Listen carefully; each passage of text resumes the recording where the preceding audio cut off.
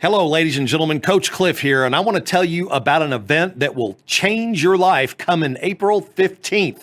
I know it's Good Friday, but you need to be at the Renaissance Hotel Legacy West at 8 o'clock in the morning. We've got a lineup for you that's going to blow you away. First is Wally Bressler, the man who's writing the book on phone sales secrets, will help you make that phone feel like it doesn't weigh 1,000 pounds anymore. He's going to be followed by a couple of really good friends of mine, Brent Goves from Sacramento, California, as well as Jason Gessing, the CEO of eXp Realty, to give us an update on the real estate business to come. After lunch, Glenn Stearns, the undercover billionaire, founder of Stearns Lending, Kind Lending, and Success Lending, is going to join us for his take on where the world is headed going forward here. And then lastly, we're going to have a panel of the top real estate social media experts on the Friday afternoon, April the 15th. You will not want to miss this. This is going to lift your game up to something you've never even imagined. Some of these people have hundreds of thousands of followers on Instagram and YouTube. Again, that's April 15th, Good Friday, at the Renaissance Hotel, Legacy West. Be there. I will see you on Good Friday. Take care now.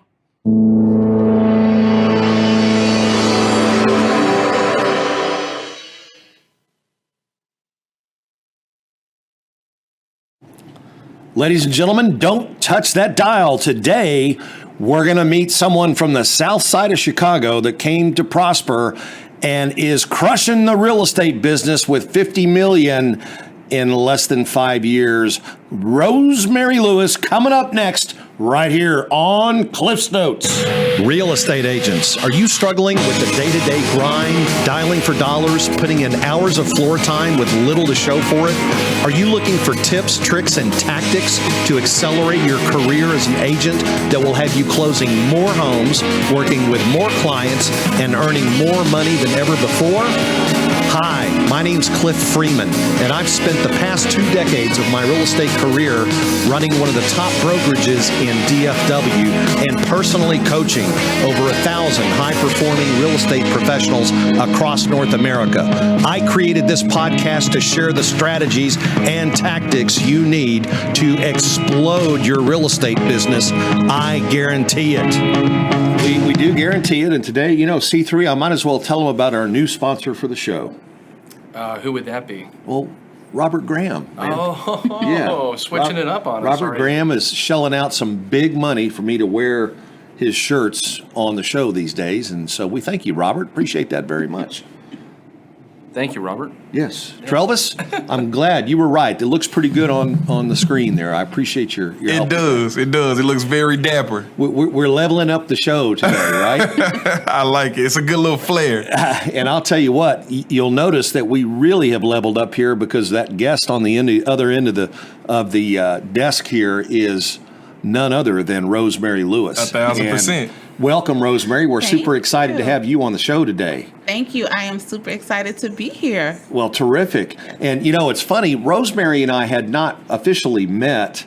We probably bumped into each other in some circles running together, maybe down in New Orleans at the eXp event. But we were actually in the Hilton where we just finished an event, and you were having an event there for your group. And, while we're on that subject, let's go ahead and share a little bit about what you do outside of real estate. You've got a podcast, but you also serve and teach leadership to a lot of your community. Tell us about that. Yeah, so my husband and I, we started during the pandemic shutdown, just having conversations, and we've always called ourselves Eagle, like we just soar above the rest of the pack. And when we would just talk business and life and relationship, we would call it like, hey, let's have some Eagle talk. And one day, literally, we were talking. I want to say we were in our backyard, pandemic, long conversations. And I was like, we should go live tomorrow. Like, other people need to hear this. They need to hear what we're talking about. And we did. We just went live on Instagram. And that turned into a weekly Instagram live, which morphed into a podcast, which then morphed into events. And we host an annual mastermind called Eagle Talk Live, where we have a theme. I think the theme of the last one where I met you was limitless. And it was just about limitless thinking. We went to unpacking what our limiting beliefs are, had just an array of speakers, activities, connection. It was awesome. And then you walked in at the end. I was like, hey, I know you. And that's what happened. It was one of those small world deals. And to tell you how small it was, we actually had an event last week in there with our good friend Glenn Bill, who came down from That was yesterday and the Indianapolis. day before. I mean, I'm sorry, that's right. Wow, hold on. All right. You busy. Let me Will Smith myself. Oh, there we go. Now, but yeah, and that was great. In fact, you introduced me to your videographer, and Yep. we asked him to help us with ours. Great, solid guy. Yes. So your goal. By the way, how big is your reach on this podcast now? So we have a private Facebook group with over 1,000 people. We've had the Facebook group maybe for 6 months now. And the podcast, we just did our 50th episode, 56th episode, something like that. So it's growing. It's steadily growing. And the first event that we had one in October, and there were about 50 people in October. We doubled that when we did it in February. So it's growing at a very good pace. That's And awesome. we're just grateful to do it. We're grateful just to open up our playbook and just be honest, vulnerable, share what is working, what hasn't worked in business, relationship, marriage. And we just really want to use our lives to shine a light on who God is and what He's done for us. Okay. So you're covering the 5 equities of life. You're not just talking about business, but friendships, relationships, All the family, things. faith, and so forth. And yeah.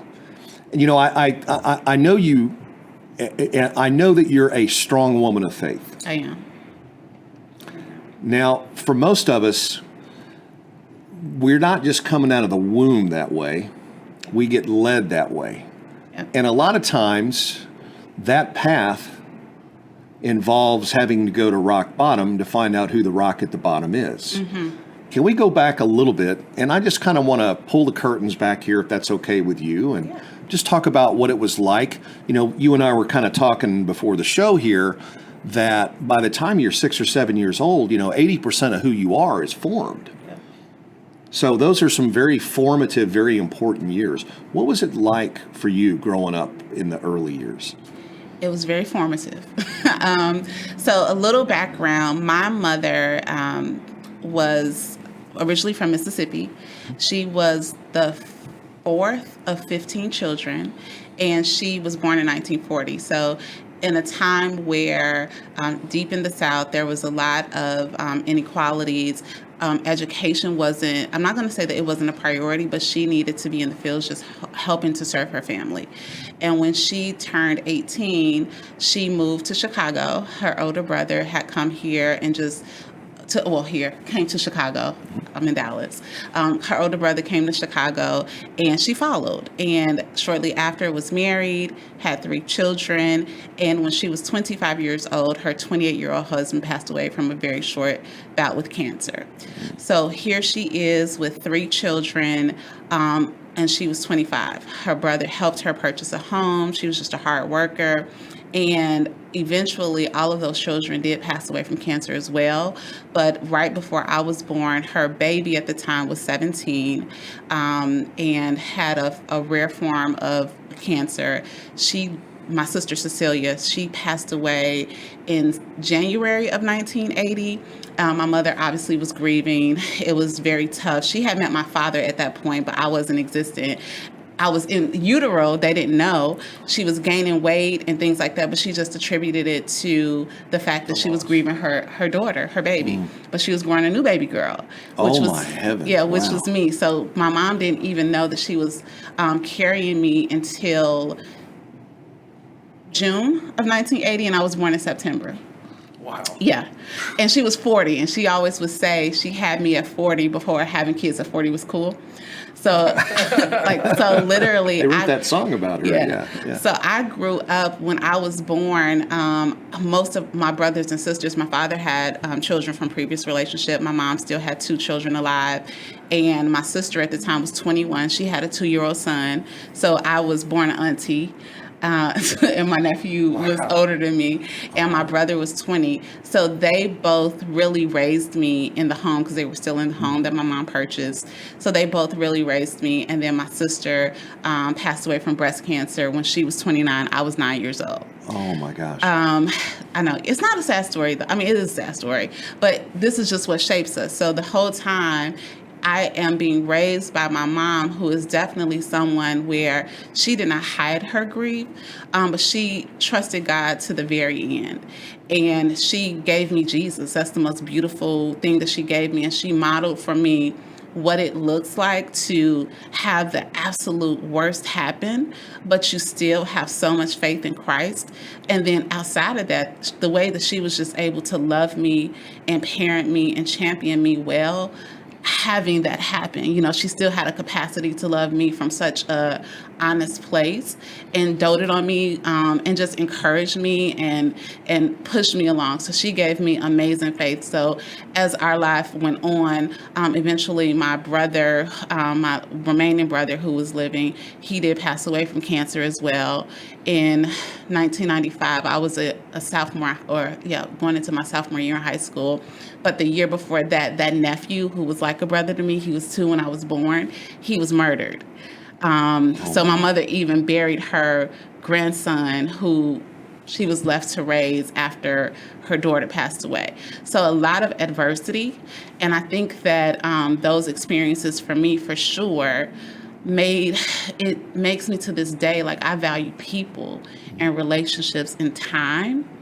And, you know, that is my driver. And I got a lot of those lessons from my mama. Was your mom your hero growing up? Oh, absolutely. And I'm going to try to talk about this without crying because she just passed away about 3 months ago. And she was my hero. But, oh, gosh, she modeled so well for me. And just a champion. And she was a hero of people. Now, we clashed a lot. You know, we're still a mother-daughter. So we definitely had, my mother was not entrepreneurial, right? She had a path for me. You go to school, you get a good job, you retire, you die. That was kind of what she wanted. And I was always that kid that kind of pushed the envelope, did things a little differently. But even though she didn't agree or understand, that's a better word, even if she didn't understand, she still supported whatever it was that I wanted to do. Gave me sound advice, gave me great feedback, but supported me. And just her example in my life and what she went through, just to see how she championed through everything that she, losing your husband, all your kids, but then still having the capacity to love and care for me and everyone around her, absolutely is what formed me. Absolutely. She sounds like a rock, a real rock. Yeah. Sorry about her passing. You're a great legacy, though, of what she left. And, you continue to help that legacy of her live and her memories. So you went to school, private school growing up? Or? I did. So worked hard so that I could go to Catholic school. Uh-huh. So I went to Catholic school for elementary and high school. And we lived on the South Side. So the funny thing is that a year after my nephew, like I really refer to him as my brother, but in reality, he was my nephew. He was 2 years older than me. So a year after he passed away, I met who would become my husband. Mm-hmm. And just the really cool thing is that Corey, a lot of things, he's the same age of my brother. So a lot of the things that we would have done with my brother, prom, graduation, him going off to college, we were able to do with Corey. So in many ways, he became, he helped to fill a void for our family. So we got married. I stayed home because I was in love. So I stayed home for college. I went to Chicago State University, got my undergrad degree in education. Then what do you do next? You go get a master's. So then I got my master's in education right away. Got married. We had a child, not in order, but we had our oldest son, and everything was all good. We were living in Chicago, but my husband's always pushes the button. Like I definitely had that mindset. Let me just go to get a job, retire. I'm gonna teach till I fall out. And that was not my husband's desire for our lives.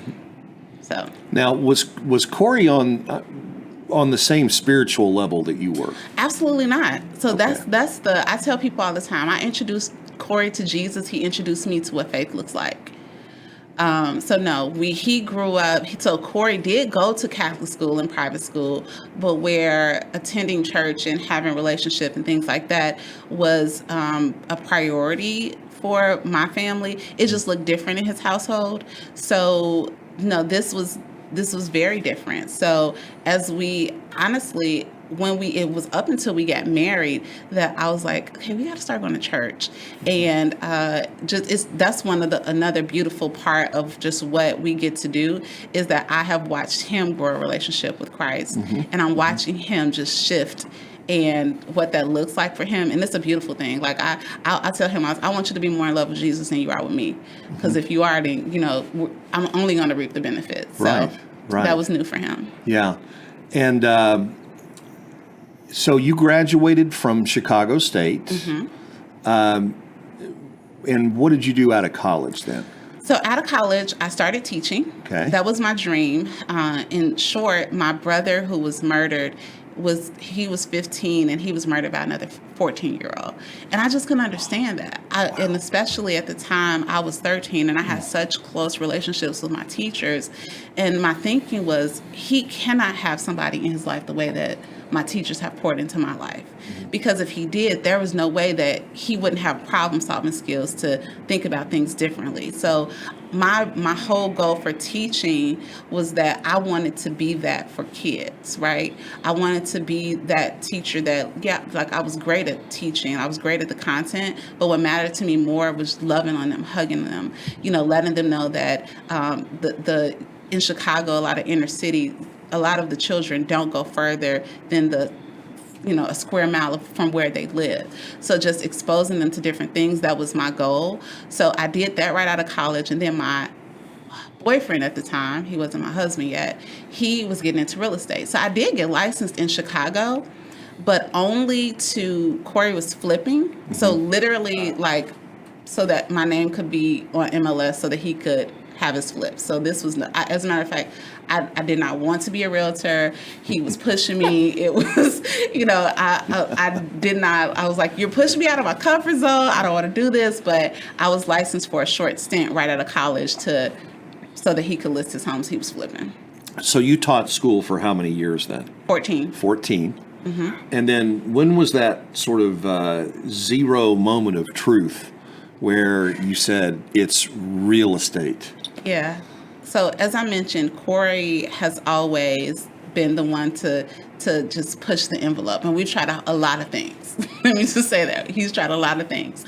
But you know how we would look at his business and just look at when we came to Dallas, just look at what he was going to do. And we knew that what he needed was my skill set, but I was unwilling to take that risk. Because up until that time, it just seemed risky to me. It almost seemed immature isn't the word, but it just seemed unnecessary. We just need to live just a plain life, get jobs, salary. You're just taking risks that our family couldn't afford to take. But there was just a nudging, and at the same time, I was just feeling like my time was up teaching. I love the kids, but I no longer had the same passion that I did. And I literally was at church one Sunday, and I audibly heard God speak to me. My pastor was preaching about obedience. He was talking about how Abraham, as bad as he wanted Isaac, when God told him to sacrifice him, he got up the next morning, he was obedient right away. And in that moment, I heard the Lord say, go help. And I knew exactly what that meant. We were not having conversations. This was not a conversation on the table. I had let my license in Chicago lapse when the market crashed in 2008. I was done with real estate. Corey was back into it here.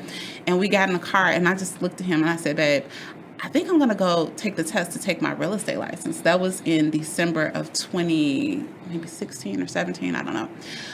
And he didn't even respond, and that actually made me mad. Because I was like, all this time you pushing me, and I actually, am making effort or saying something. So I just went home, kind of was in a funk, not a funk, but, shortly talking to him, I'm making chicken, And then he just brought me the computer, and he registered me for classes. So he didn't say anything. He just hurry up and registered me before I could change my mind. And he registered me. I did the classes over a couple weekends, took the test during spring break, and that following June, it was June 2017, I walked away from the classroom and haven't returned. Yeah. So was your second son born at that time? Yes, Okay. yes. So in between all of that, our second son was born in 2011. And then- So we have an 11-year age difference between our kids. Wow. And you guys got married in between the two children as well? Yeah. Okay. So 2000 was 2000 Corey, our older son, was born. We were married in 2006. He had to make sure I was the one. And then in 2011, that's when we had our last son. Okay. Yeah. Yeah. So you said clearly God spoke to you that day. Mm-hmm. Are there any other times in your life when God has been that clear about speaking to you? You know what's funny, Cliff? Just recently, he was just really clear with me about something. I have been processing. My mother passed away very quickly, and I've just been in a tailspin since then. Still going through the motions, still, honoring my commitments. But I just recently was just like, Lord, what do you want me to do? Like, I have these different opportunities and just so many things that I want to do, but none of them are clear. And he was like, you need to stop and tell the story. You need to tell the story of how you sent your mama to heaven. So that's what I'm doing. I'm just writing about it. I don't know what I'm going to do with it, but like, it was him telling me, you're trying to do all these other things and you need to just stop and process what you went through, because other people need to hear, Right. How faithful I was in those moments. Right. And closure too, maybe, Yep. huh? Yeah. Yeah, that's awesome. Wow. A lot of people don't know how to listen to God. How would you tell somebody whether or not they're really hearing what God's telling them? For me, most times when and I've only audibly heard from God a few times, right? It's not like I have intuition, but sometimes I've audibly heard, I need to do this. Normally I don't want to do it. That's a good, that's a good indication. There is some fear around it. And when I hear from him, I know that what he's asking me to do is 100% outside of what I think my skill set is. Right. But then I have a peace, right? Even though I don't know how it's going to come to fruition, I don't know how, I'm faced right now with like looking at just slowing down in business so that I can take care of myself and my heart. I don't know how that's going to happen, but I have full trust in him that it's going to be okay, right? What's not going to be okay is if I try to mute him, right? So I think that it's just, when I have heard from God, it scared me a bit. I don't know how it's going to come, but there is a pressing on my heart that I need to go in this direction. And then when I actually take heed to it, there's a peace. So that's kind of my cadence of the times that I've heard from God. So you said, if I heard you correctly, he'll ask you to step out of your comfort zone, but you do that without fear. Without fear. How do you manage fear on your own? So my mantra in life is do it scared. So managing fear, when you live a life where you have had what's the worst thing most people think can happen? Someone's dying, right? Right. That's happened to me. I was born into a worst case scenario.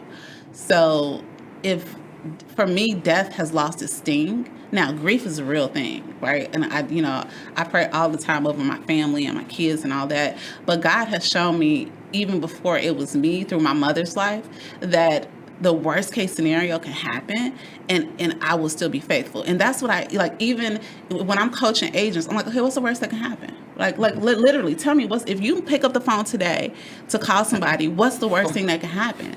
And then I'm like, well, they can curse me out. Let's feel it. That's okay. it. So now that we have played out the worst case scenario in your head, now we can go do it. So it's just playing it out. Like, okay, what's the worst thing that can happen?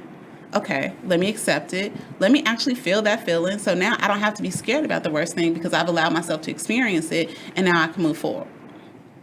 So how can gratitude play a role in your life? Oh, Lord. Listen, let me tell you, Auntie Oprah told me a long time ago to get a gratitude journal. When you focus on what's going good, and when you focus on, a lot of times we can spend so much time laboring over like what went wrong. Like even in my mom's passing, I can give you so many reasons of why that's a blessing, right? She took ill very quickly. The Lord allowed me to get to Chicago.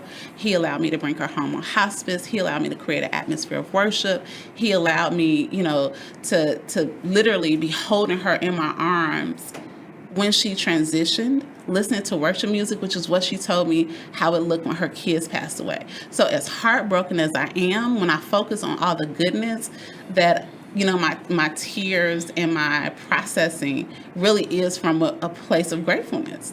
And I got to know a love like that. Like the grief is deep because the love was deep. How many people haven't had the opportunity to experience that love from a parent, and even parents that are in the house, just some parents don't have the capacity to give what my mom gave.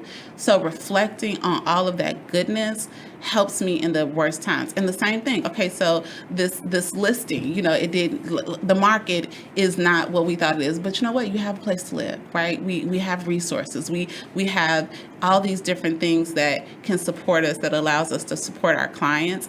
And just that shifts your mindset so that I'm walking into situations, coming from a place of abundance as opposed to a place of lack. So gratitude plays a very big part. In most days, my brother was 15 when he was murdered. Almost every day, I write down 15 things I'm grateful for, right?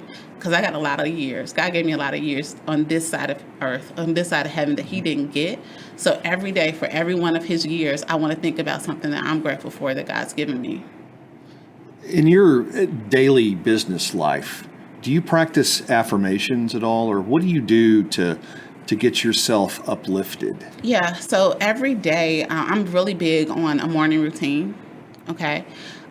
So every morning, I pour into me before I can pour to anyone else. So I wake up early, 5 a.m., the alarm clock goes off. We went to Tony Robbins. One of the biggest things that Tony said when he talked about his morning routine was that he's non-negotiable with himself. So when my alarm goes off, it says I am non-negotiable with myself. Now I don't get into the cold water like Tony does to wake up. The Wim Hof. Right. I don't do that, but I do turn on the shower to the cold setting. I just put my arm under it because it's a physical reminder to my body, like it's time to go. I converted my guest room into my Peloton room / she shed. Hey. Yeah. So I spend about an hour and a half in there journaling, praying, listening. And lately, I've just shut up and been quiet, and affirmations are a part of that as well. And I really affirm myself with scripture, so the affirmations that I have up, I look for a biblical connection to remind me. And y'all, I just want to say this. I'm not that deep. I promise I'm not that deep. But what I've learned is that at my church, once our pastor said, once you get your relationship right with Christ, once you work on that, all the other things around you will work out.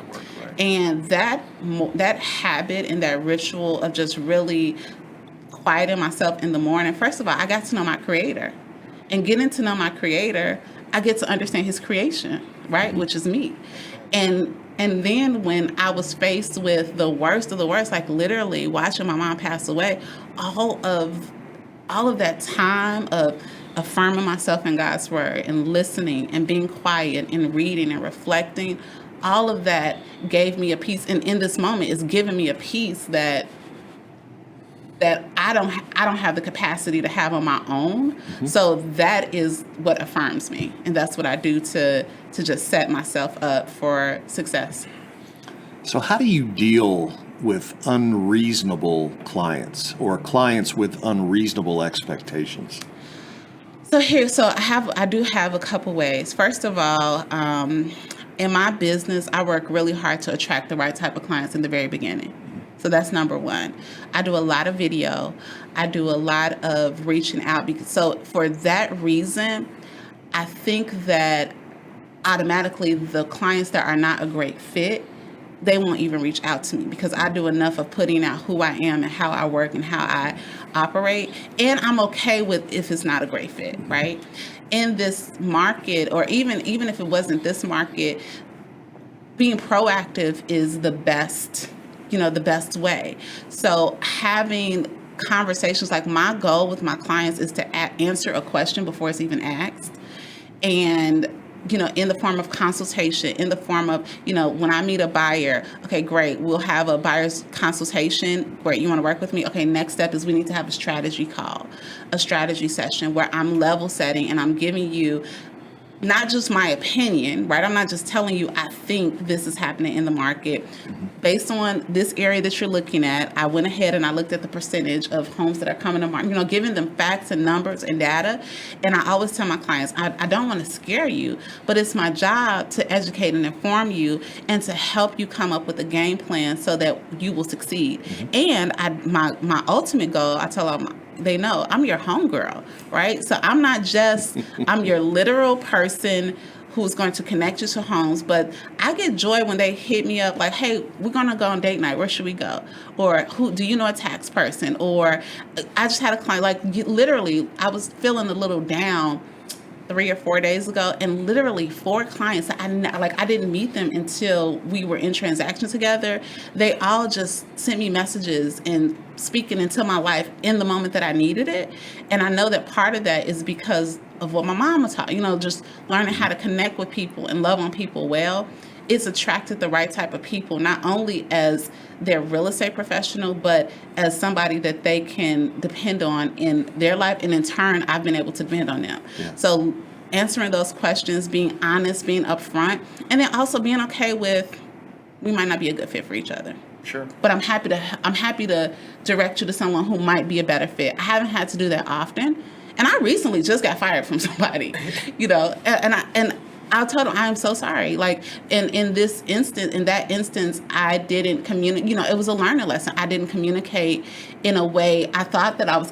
I have a way of communicating. I didn't communicate in a way that they were comfortable with, and I totally took responsibility for that. And in my mind, it's like, okay, I need to communicate this going forward. So just learning and being honest. Got it. Great. Yeah. How many followers do you have on Instagram? Oh. Almost about 6,000. About 6,000? Yeah. What advice would you give someone in our audience who's just starting out on social media? Do you have a word for them? Get on video.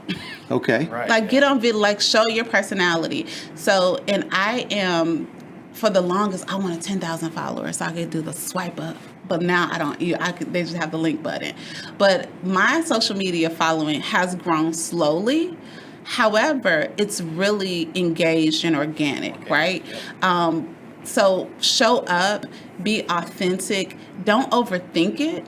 I was just talking, my husband and I did a private dinner last night for his birthday, and I was talking to the chef, and she was like, oh, you're so great on social media. I'm like, girl, when you went and bought, we had a whole conversation about where she buys meat from. I was like, you could have did a whole Instagram live on where you're buying this meat. Like, I would have watched it. So a lot of times we overthink, and this is what I will tell the people too. You are doper than you think you are. My husband and I, we did a podcast episode about that because a lot of us get caught up in imposter syndrome, looking at what somebody else is doing, thinking that, oh, I have to have it all like this before I can show up. No, just show up.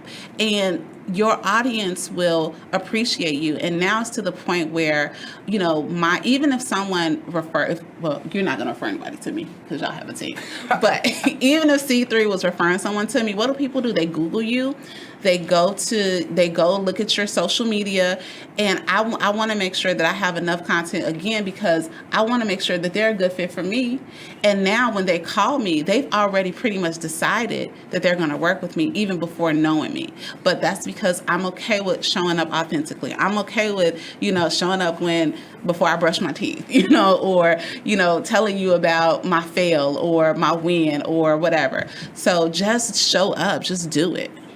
So we often say to our clients that the more content of yours that you can get somebody to consume before you meet them, the easier that conversion is. It is. Do you agree with that? Absolutely. Absolutely. I had a situation not too long ago, like my affectionate name for my husband, not affectionate, he calls me Ariel, I call him CL, right?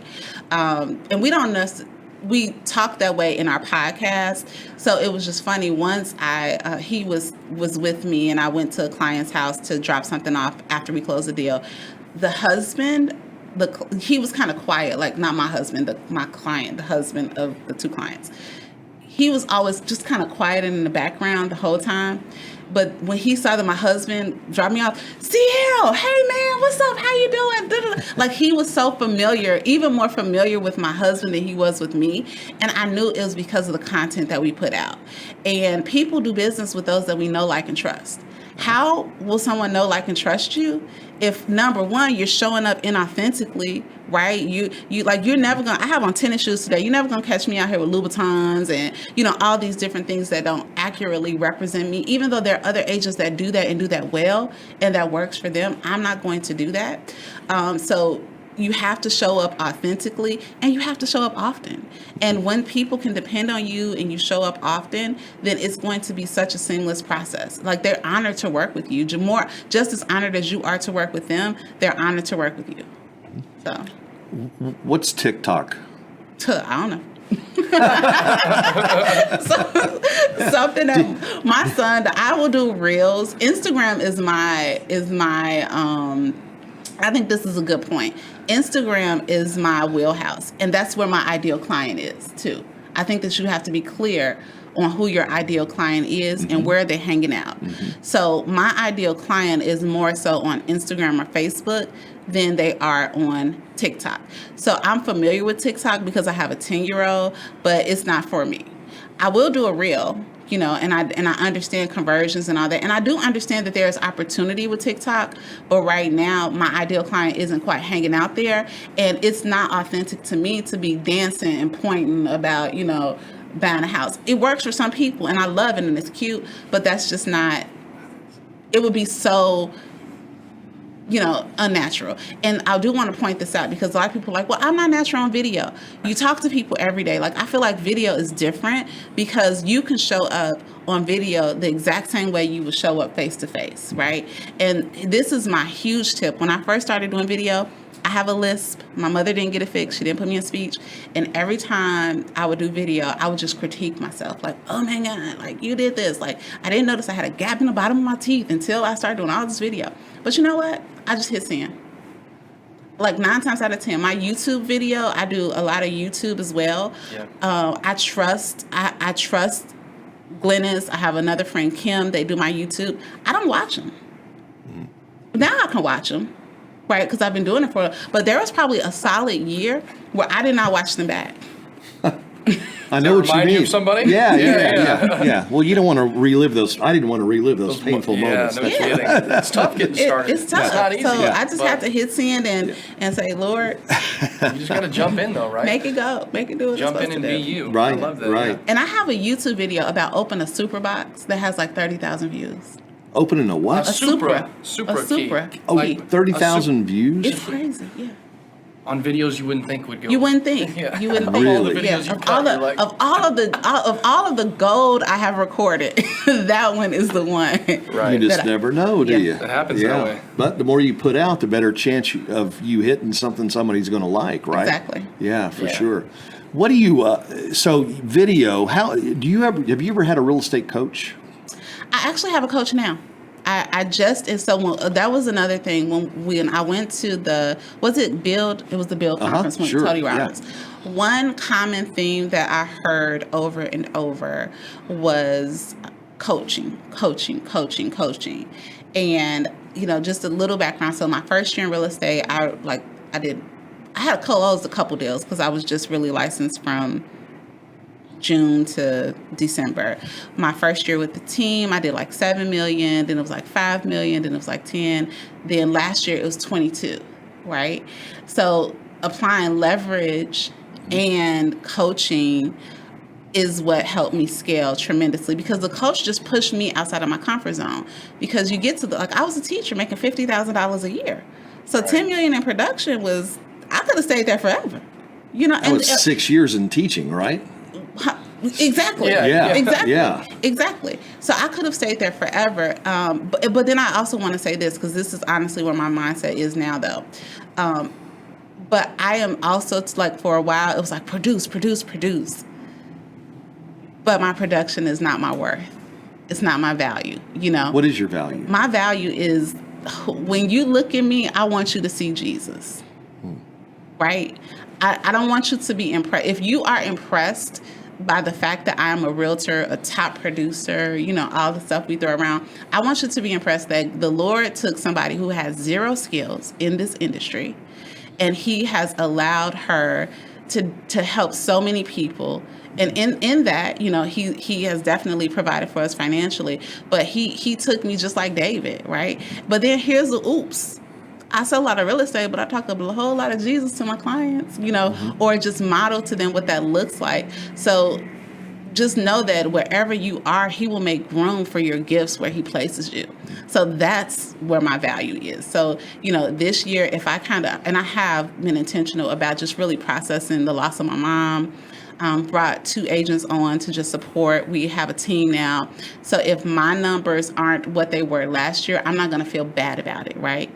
I'm going to be okay because that doesn't define me. I'm not going to just take my foot off the gas, right? But I know that there is more to life. Like, I want to grow Eagle Talk. I'm very passionate about our podcast. I'm very passionate about pouring into marriages and other entrepreneurs. And, if the Lord tells me to put it all down and start speaking, okay, that's cool too. Yeah.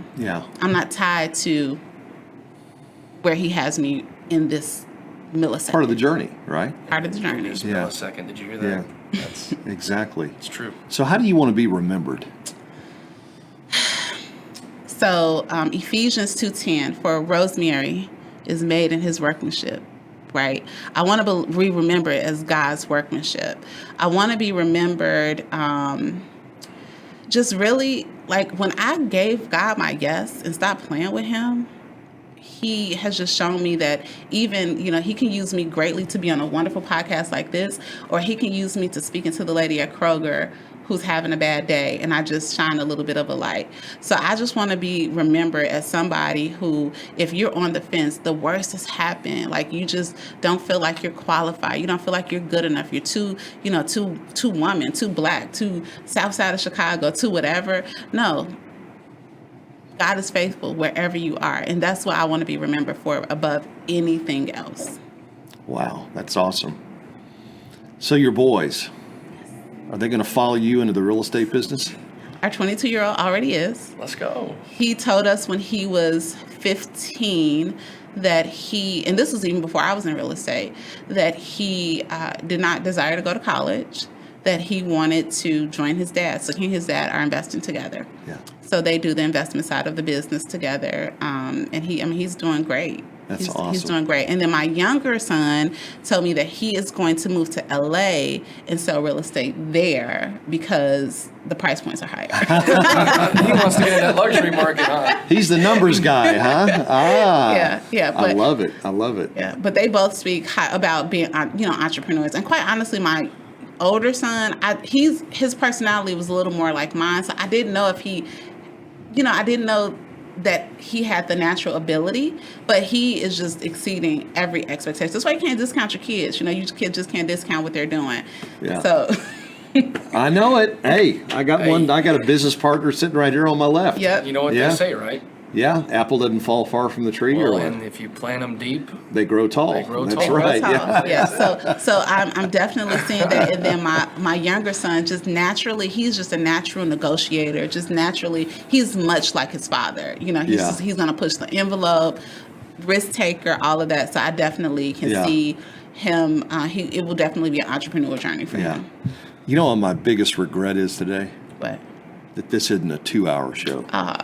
no, seriously, we didn't even touch the surface on. Yeah, I mean, Some of the things we should have talked you're about. speaking so many good things into people listening to the show right now. I hate to say this, but we are approaching the end of our allotted time here. I'd love if we could fit another chair around here. You think we could get Corey to come up here sometime he would love it. and Yeah. play doubles on the desk here? Yeah, he would love it. He would Love love to it. have Corey and I just wish you the best with your podcast Yes. and all the great things you have going on. Thank you. You're an unbelievable child of God, and I thank you for that and for the leadership that you give people in your community, people in this industry that we're in that can look up to you. And I know you hit some hearts today, and you left a lot of good here on the show and inspired a lot of people today, I can promise you. So I thank you for being here. like I said, I just wish we had 2 more hours. That would have been perfect. Yeah, Travis, can we extend the show today? Yeah, is there anyone coming up behind us?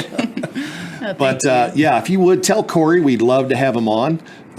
Rosemary, if anybody in our audience wanted to get a hold of you directly, what's the best way to reach you? Sure. Just check out my website, rosemarylewis.com, or you can email me, rosemary@rosemarylewis.com. And we are... Listen, join our private Facebook group, Eagle Talk with Team Lewis. We really are just passionate about just helping people and letting you know what's possible. So we would love for y'all to be a part of that community as well. Wow, that's great. And I'm sure you're going to have some new people checking you out for sure. Appreciate that. Wow. Well, thanks for coming again, Hey, Rosemary. thank you. Super excited to have you today. Appreciate you. All right, ladies and gentlemen, we're going to be in San Diego next week, right? That's right. The Sprint. Yes, Mr. Burgundy. Yes. So we won't have any Cliffs Notes next week. You'll have to go out and pull up an old episode and watch it, but we will be back after that. Yes, we will. Correct? I'm Yes, just trying sir. to get my days straight here. And don't forget, those of you in town, April 15th, we've got a big event going on at the Renaissance Legacy West. We have Wally Bressler is going to, the secret of phone salesman himself, writing the book on the business, is going to be there along with some folks, some friends of ours, Brent Gove, Jason Gessing, CEO of EXP, Glenn Stearns, the undercover billionaire and former owner and founder of Stearns Lending, now with Kind Lending and Success Lending.